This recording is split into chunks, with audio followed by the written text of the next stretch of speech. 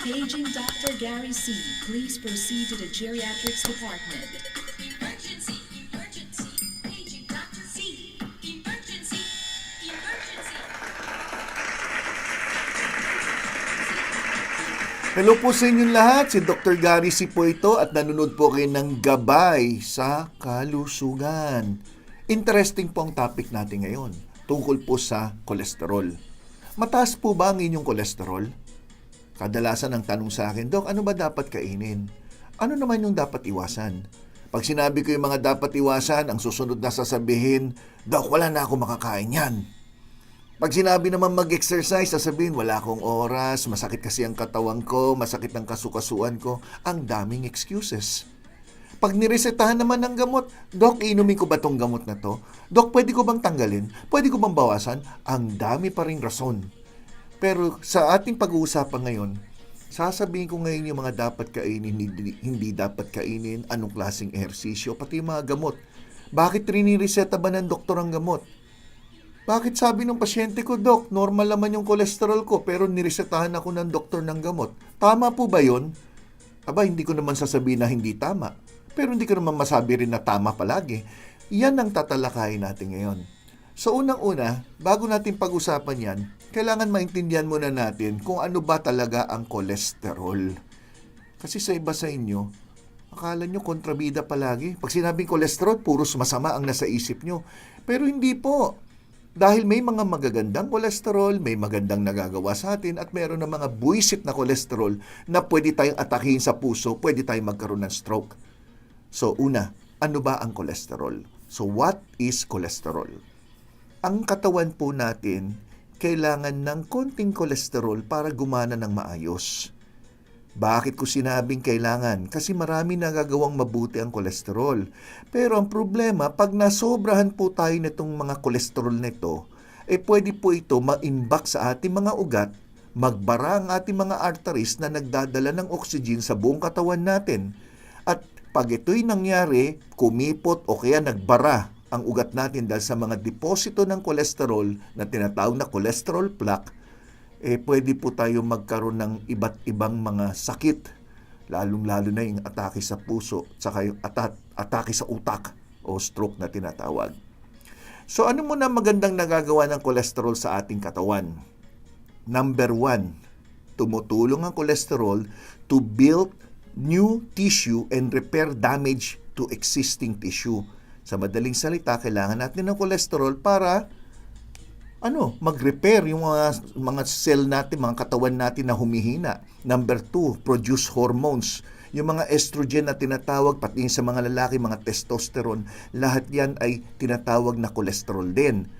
Dahil sila'y gumagawa ng mga hormones galing sa kolesterol. So, dyan ang galing yan. Yung ating tinatawag na bile na ginagawa ng atay para panunaw, kolesterol din po yan. At kailangan natin ng kolesterol para magkaroon tayo ng vitamin D. Ang vitamin D, di ba, madalas marinig, magbilad ka sa araw, kasi yung ating balat na may cholesterol dyan, nako-convert into vitamin D once na na-expose po yan sa sunshine. So yan pa lang marami na pong nagagawa yan. Ngayon ang tanong, ang cholesterol, may bad and good, di ho ba? So ang cholesterol, meron yung mga sasakyan, yung mga kumbaga tinatawag natin na lipoproteins. So, cholesterol travels through the blood on proteins called lipoproteins. Para hindi kayo malito, madalas nyo marinig, di ba, yung good cholesterol, bad cholesterol? Lipoprotein ang tawag po dyan. So, yung tinatawag ninyong LDL o bad cholesterol, yan yung bad, masama. Ang ibig sabihin ng LDL, low density lipoprotein. Yung HDL naman, high density lipoprotein, yan yung kilala nating good cholesterol. Ngayon, mahalagang maintindihan yan. Bakit? Pag nagpa-blood test po tayo, di ho ba, ang pinapa-examine natin, ang tawag ngayon ay lipid profile. Hindi na kayo pinapa-examine ng cholesterol lamang o kaya triglyceride lang. Dapat lipid profile. Nandun po yung LDL, HDL o yung tinatawag na bad and good na cholesterol. Bakit? Kailangan bilangin yan Kaya nga pinaliwanag ko na yun sa dating kong lecture. Sana balikan nyo po yung tinuro ko paano magbilang, paano Paano bang sinasabing mataas o mababa? Balikan nyo. Hindi ko ituturo ngayon yun dahil ang turo ngayon ay may kinalaman na sa diet, exercise, and medication, di ba? So, balikan nyo po yun. So, binanggit ko po doon na yung HDL, yan yung good. Yung LDL, yan yung bad. Anong ngayon mangyayari kung mataas yung tinatawag na LDL o bad cholesterol? Yan po ang nagbabara sa inyong ugat. So, yung mga nakikita natin mga cholesterol deposit na sinasabi, yan na po yung tinatawag na bad cholesterol o LDL, low density lipoprotein. Yung good cholesterol naman, yan na nagkikerry ng inyong mga cholesterol papunta sa iba-ibang parte ng inyong katawan. So, binabalik din niya sa atay para i-digest o magamit ng ating katawan. So, what are the treatments for high cholesterol? Kasi ito kadalasan ng tanong Alam niyo po ba, pag pinag-usapan yung treatments for high cholesterol, ang unang-unang dapat ayusin ay yung lifestyle ng isang tao. So, lifestyle changes to lower cholesterol. Yan ang unang-unang dapat approach natin. Bihira yung pagdating mo sa doktor, first time nakita, tapos hindi naman ganun kataas yung cholesterol, gamot na kagad na habang buhay. Hindi po ganun ang totoo. Ang totoo, kailangan baguhin nyo muna yung inyong lifestyle. Pag sinabi natin lifestyle, ito po yan. The treatment for high cholesterol are healthy lifestyle changes. Aba, lalim, no? Ibig sabihin lang niya, kumain ka ng tama, magpapayat ka, kung mataba ka at mag-exercise ka. Yan yung tatlong pinakamahalaga. Kasama na rin ngayon sa lifestyle changes yung stress management. So kung kayo palaging bugnutin, aburido sa buong magdamag, pati araw, expected nyo po tumataas din ng inyong cholesterol, pati blood pressure, pati blood sugar, lahat na halos. So let's start with proper diet. Sa diet, dyan na mismo sa nakikita nyo mga illustration, panay prutas, gulay ang nakikita nyo. Di ang sinasabi, kumain ka na maraming prutas at gulay, di ba? So, umpisa natin sa worst foods na dapat nyong alisin. Sige, titigan nyo muna maigi itong nakikita nyo ngayon. So, mayroon tayong burger, may pizza, meron tayong mga preserved na food, may mga tatamis tayo. So, ibig sabihin sa cholesterol, pinagbabawal din pala yung mga matatamis, di ba? Soft drinks, kasi lahat yan magigain ka ng weight Junk foods, lahat yan. I'm sure, alam ng tao kung ano yung mga bawal kainin pagdating sa mga matataas ang cholesterol. Pero, sa totoong buhay, alam nilang bawal, ang katuwiran nila, may gamot naman silang iniinom. Kaya, ayos lang yan, Dok. Mali po yun. Ang worst foods para sa mga mataas ang cholesterol ay tinatawag na saturated fats. Ito po yung mga red meat, andyan na po yung beef, pork, and lamb. Kasama na po mga processed meat tulad ng sausage. Hinalimbawa ko lang ang sausage pero marami pang iba. Nandyan po ang tapa, langgonisa, andyan po yung hotdog, chorizo bilbao at marami pang iba. Yung mga full fat dairy, mga gatas na mga full cream milk, bawal yan. Ice cream, butter, bawal. Baked goods and sweets, alisin. Fried foods, so chicken pwede, pero pag pre-fried chicken mo, hindi na pwede. Yung balat ng chicken, pinapaiwasan din, alam natin yan. And butter, okay? Ngayon sa mga dapat kainin, ito naman, napakarami rin naman na pwede. Andyan na yung mga prutas na nabanggit ko.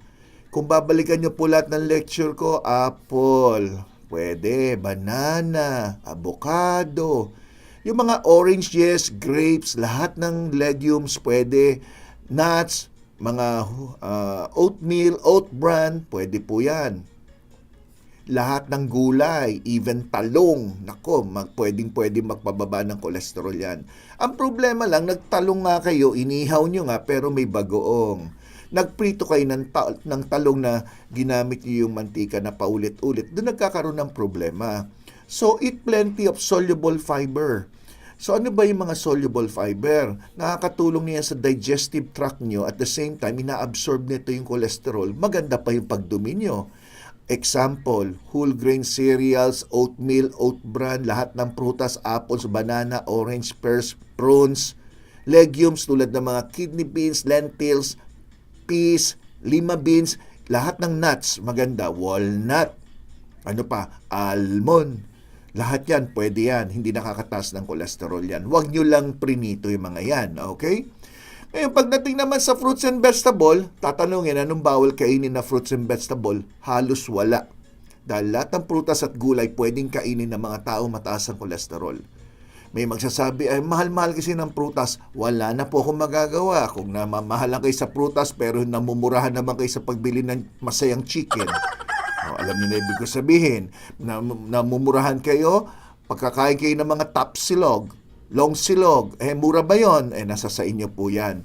Pero pagdating naman sa mga isda, lahat ng isda ay mayaman halos sa omega-3 fatty acid. So, ito mga omega-3 fatty acid nagpapababa ng bad cholesterol at tinataas naman ang inyong good cholesterol. Yan ang kagandahan sa omega-3 fatty acid. Bangus, salmon, mackerel. Dok, mahal yung mga yan. Ay, wala na tayong magagawa ulit. Kasi kung dilis naman bibilin mo, walang fatty acid sa dilis. Walang taba kasi yun. Then, yung omega-3 fatty acid ay nalaman na may protection palaban sa mga sakit sa puso, pagbabara ng inyong puso. Dahil meron tong parang tumutulong na medyo hindi mamuo ang dugo nyo. So, nakakatulong to avoid blood clots at inflammation o pamamaga ng mga ugat. Sa ganung paraan, nare-reduce din ito ang chance na magkaroon kayo ng heart disease. So, tulad ng sinabi ko, salmon, tuna, mackerel, magandang source ng, omega-3 fatty acid. Number 4, limit nyo na po ang pagkain ng maalat. Bagamat yung alat na paglimit nyo, hindi naman magpapababa ng kolesterol, yung paglimit nyo ng pagkain ng maalat, makakatulong po ma-normalize ang inyong blood pressure. You should limit the amount of salt that you eat, not more than 2,300 milligrams, about 1 teaspoon of salt a day lang. Hindi yan isang kainan sa buong araw na po yan. Okay? So, sasabihin na naman lang, Dok, wala ng alat. Nung bata ka, marami ka naman nakain na siguro ng alat Ngayon naman na may edad ka at may sakit ka, ano ba na maisakripisyo mo na yan? Di ba? So, limiting your salt will not lower your cholesterol, but it will lower your risk of heart disease by helping your blood pressure makontrol. Yan ang ibig sabihin dyan. Number 5, limit nyo na po yung pag-inom ng alcohol, lalo na yung mga unli alcohol. Dahil ang alcohol nagbibigay ng extra calories, extra weight. The more every weight ng isang pasyente, mas mataas ang kanilang bad cholesterol at mababa ang kanilang good cholesterol. Yan ay base na po sa mga pag-aaral. Limit natin ang amount ng mga saturated fat na tinutukoy na trans fat. So yung mga trans fat na yan yung mga halos mga junk foods, no? Iwasan nyo, mga french fries, mayo, yung mga yan. Eat and drink only low calories or enough calories na masustain lang yung inyong timbang at yung strength ng katawan nyo para ma-avoid natin na magkaroon ka ng weight gain. Weight management is very important. Bakit? Alam naman yung lahat, di ba? Kung bakit importante ang weight management. Bakit? Isa sa sakit na kadalasan na kikitaan natin ngayon ay yung tinatawag na metabolic syndrome. Ang metabolic syndrome na nakikita sa mga overweight na nalaman na mataas ang bad cholesterol. Ito ay group of risk factors katulad ng high triglyceride, mababang good cholesterol, mataas ang timbang at ang waistline nila, pag lalaki ay lampas sa 40 inches at ang babae naman ay lampas sa 35 inches. High risk na magkaroon ng metabolic syndrome. So ingat na po tayo. Then increase natin ang physical activity. Everyone should get at least a minimum of 30 minutes. 30 minutes a day na exercise. Walking lang pwede na. Kung bata-bata, brisk walking. Kung may stationary bike, mas maganda stationary bike. Kasi stationary bike, nakaupo ka lang, lahat ng bigat mo nandun sa silya, hindi nahirapan ng inyong tuhod at talampakan, di ba? So, pwede nyong itry yan. So, 30 minutes a day ang sinasabi. Everyday kung kaya, kung hindi, at least 3 to 4 times a day. Manage nyo ang inyong stress. Ayun naman, mas pinakamahirap ngayon. Marami akong pasyente, ang dahil nila yung stress sa buhay, ang dahilan ng sakit nila. Totoo po yun. So mga research ngayon, sinasabi na ang chronic stress ay nagpapataas ng bad cholesterol at bumababa ang inyong good cholesterol. Hirap. Dapat talaga may time kayo. Panoodin nyo po yung mga tinuro ko sa stress management. Then, quitting smoking is very important. Tigilan na yung yosi, wala kayong mapapala dyan. Kada hit-hit nyo, bumababa po yung good cholesterol. At hindi lang yan, kumikipot pa yung ugat ninyo dahil sa nicotine deposit. Okay, gusto nyo ba yon? So, nasa sa inyo, life is a choice di ba? If lifestyle changes are not enough, nag-diet ka na, hindi ka na sigarilyo, di ka umiinom, lahat ginawa mo pero still, mataas pa rin ang cholesterol mo, kailangan magpatingin kayo sa doktor. At sa ngayon, napakarami na pong gamot na maaari makatulong para ma-manage po ang inyong pagtaas ng cholesterol. The most common type of drug na nagpapababa ng cholesterol na prescribe ngayon ng mga doktor ay yung tinatawag na statin. Yung statin po, binablock nito yung pathway. The pathway of your body uses to create cholesterol. So ibig sabihin binablock nito yung paraan kung saan yung inyong katawan ay gumagawa ng cholesterol mula sa kinakain yung mga taba. Yun ang trabaho niya. Parang hinahadlagan, ini-inhibit. So ano ba yung mga common na statins na nabibili sa market? Yung mga alam na alam ninyo. Atorvastatin, rosuvastatin, simvastatin. Yung unang tatlo na yan, halos kilalang-kilala yan ng mga tao Meron din fluvastatin, lovastatin, pitavastatin, at saka brastatin, pravastatin. Lahat may statin sa dulo. So ngayon, ang tanong, ano ba dyan ang nababagay sa iyo? So, bahala na yung doktor kung anong napupusuan niyang ireseta sa inyo. At merong mga reason kung bakit ito binibigay. Compare mo dito sa isa. Bakit? Number 1, meron kasi dyan na iniinom na mas lesser ang possibility na magkaroon ka ng mga side effects tulad ng sakit-sakit na mga kalamnan o kasukasuan. Meron naman dyan iniinom maski na pagkatapos kumain. Meron naman iniinom dyan sa gabi bago matulog. So, depende sa doktor kung anong ipapayo niya sa inyo base sa nakita niya na iba pang sakit nyo. Sometimes, yung mga gamot na yan ay meron nabibili na in combination na nakasama na sa isang tableta, no? Na ibang gamot like may amlodipine yung iba o kaya may iba pang gamot na pampababa din ng cholesterol o may niacin na vitamin B3, depende sa combination, no? Ngayon ang tanong, Dok, kailangan ko na bang uminom ng statins? Ito ang sagot. Para sa akin as a doctor, titingnan ko muna yung compliance ng pasyente. Siya ba'y susunod sa mga ipapayo ko? Siya ba'y magumpisa na talaga na magdieta, na seryoso? Siya ba'y mag-exercise? Susunod ba sa mga advice ko pagdating sa mga tanggal ng bisyo, alak? Yan.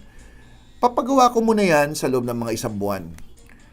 Pero pag nakita ko ang kanyang total cholesterol sa yung mga bad and good, ay talagang nagloloko lahat. Depende sa taas.